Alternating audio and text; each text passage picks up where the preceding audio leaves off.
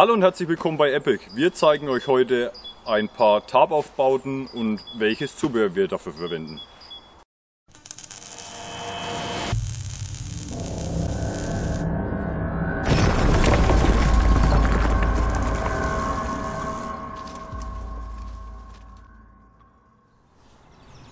Wir haben euch heute das BEX Ranger 2 in Pencott Greensand mitgebracht.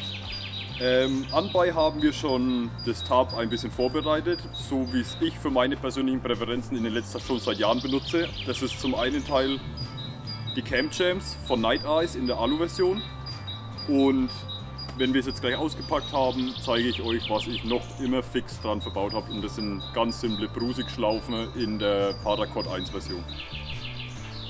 Ich verbaue an meinen Tarps meistens zwischen 10 und 12 Meter Schnur bzw. 550er Paracord, damit ich auch in Notfällen wirklich, wenn nicht viel Strecke vorhanden ist oder wenn sehr viel Strecke vorhanden ist, definitiv meine Abspannpunkte benutzen kann. Wir haben uns jetzt hier, das Ranger 2 hat 3 auf 3 Meter, das heißt wir brauchen nicht so viel Platz wie jetzt bei einem größeren Tarp. Ich führe den ersten Camp Jam um den Baum,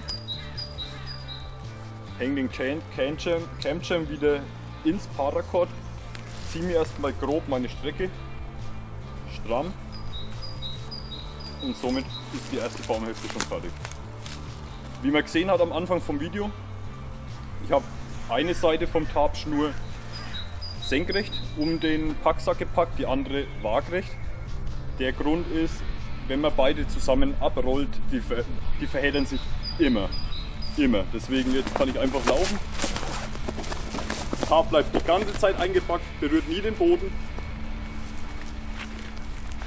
Und das ist natürlich dann der Vorteil bei Wind und Wetter oder wenn es jetzt extrem regnet. Das Tarp berührt nie den Boden, ist immer sauber. Ich hänge den Camp Jam wieder ein, gebe einmal richtig Zug aufs Paracord, schiebe den Camp Jam zum Baum, hänge den Camp Jam ein, fertig. Jetzt packen wir das Tarp aus. Wie man hier sieht, sind hier jeweils an den Enden 2 Brusig-Schlaufen befestigt.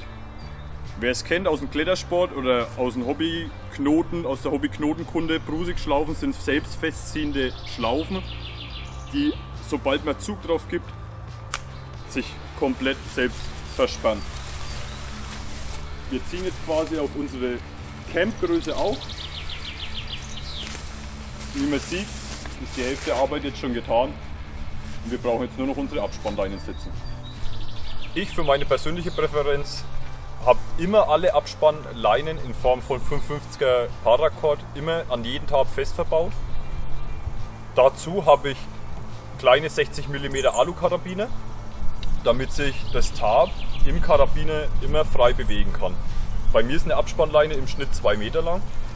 Und auf der Leine sind schon mehrere mit Doppelknoten gesetzte Ösen, damit ich je nach Lage im Wald kurz oder lang abspannen kann, je nachdem, was im Weg ist.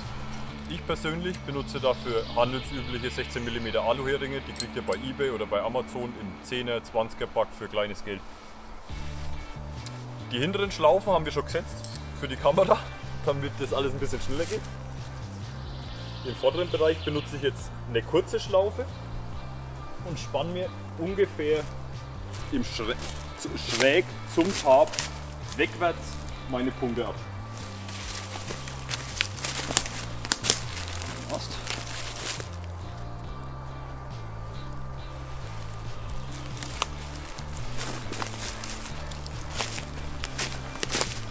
Und somit haben wir ein sauber abgespanntes, fertiges Tarp-Setup.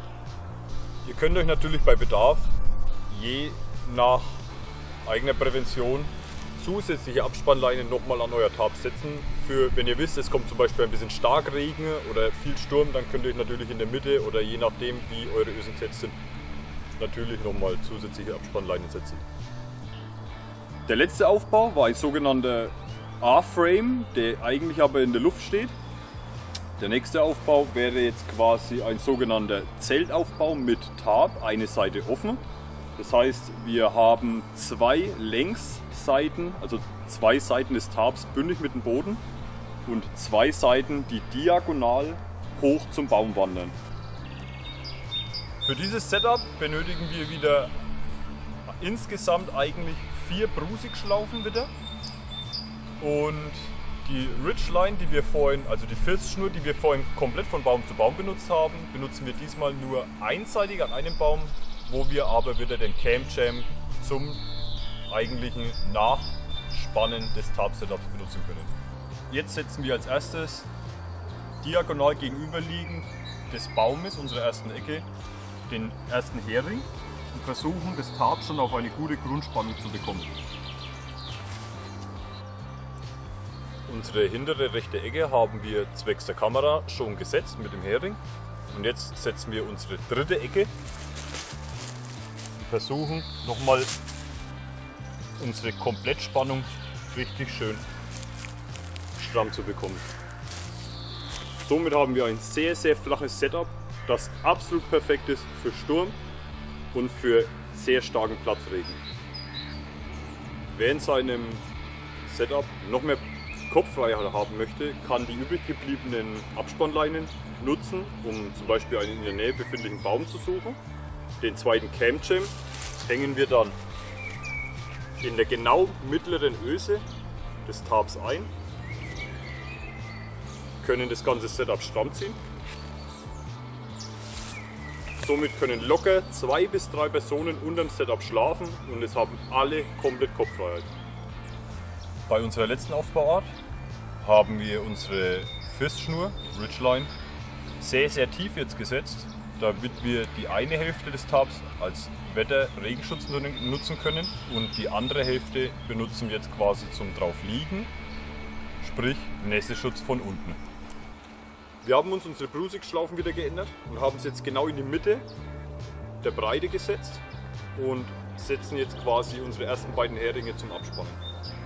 Wie ihr seht, haben wir jetzt unsere mittleren Schlaufen ans Erdreich gepinnt. Jetzt ziehen wir uns die andere Hälfte des Tarps ziehen wir uns jetzt unten durch. Ich habe hier vorne an jede Ecke einen Karabiner gesetzt und die befestigen wir jetzt. Da wir einen planen Zug haben, brauchen wir hier keine Schlaufe und setzen uns diese beiden Ecken jetzt noch ans Tarp.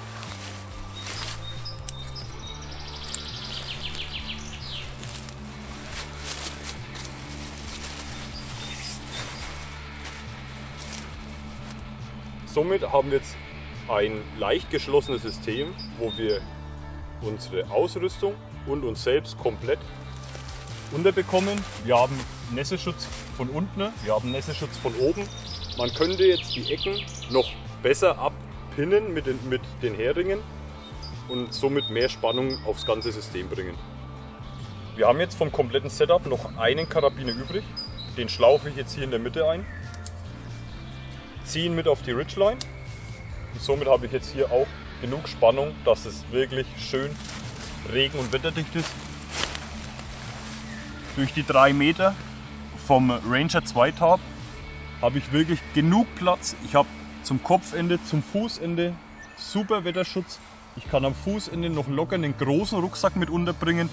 Isomatte, Schlafsack, ready to go.